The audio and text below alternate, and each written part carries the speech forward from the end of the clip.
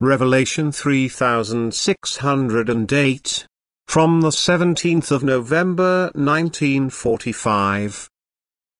Receiving the truth requires spiritual connection. The core of truth remains hidden to those who live without spiritual connection, whose senses are only earthly directed and who thus do not strive to attain me as the eternal truth. All knowledge is rooted in me, and through me all knowledge of the pure truth is conveyed to people. But since I myself am the origin, the source of all wisdom, the origin of all knowledge, the human being must understandably first try to establish contact with me if knowledge is to flow from me to him. And this requires thinking turned towards the spiritual kingdom. It requires an acknowledgement of myself which, in turn, first requires a preoccupation with spiritual problems and the will to fathom eternal wisdom. Thus the connection with me alone is the guarantee to receive truth from the giver, for the influx of pure truth is an expression of strength from myself which absolutely requires a receiving station.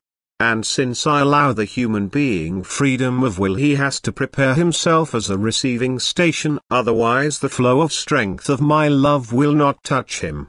A connection has to be established from the human being to the spiritual kingdom in the form of thoughts which, if they are turned towards me, also signify an open heart.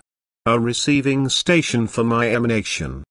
The human being's freedom of will necessitates this, otherwise the influx of my strength would compulsorily guide the human being into truth and knowledge, which would be detrimental to the soul's maturing.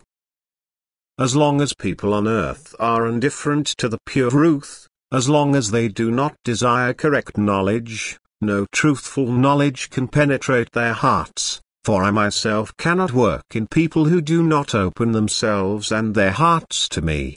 All wisdom emanates from me, because I am the eternal truth myself. My spirit shines through infinity and transforms the worst darkness into light.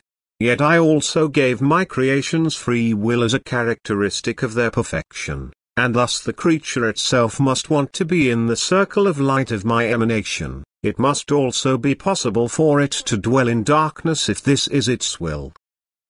Light is knowledge of the pure truth, darkness is darkening of the spirit, ignorance, thus also lack of the power of knowledge to distinguish truth from error and lies. If the human being's gaze is spiritually directed, he unconsciously enters the light of my influx, his will is turned towards the light and it will also become light for him according to his will. But if he desires the world, earthly goods, he will not desire higher knowledge either. He feels comfortable in spiritual darkness and thus can never receive the truth or recognize it as truth.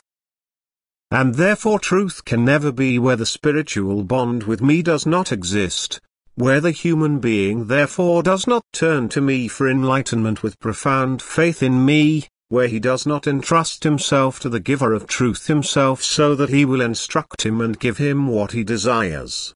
There can never be truth where worldly interests prevail, because my emanation cannot penetrate where hearts do not desire me alone but the world, and the human being is accessible to its pleasures.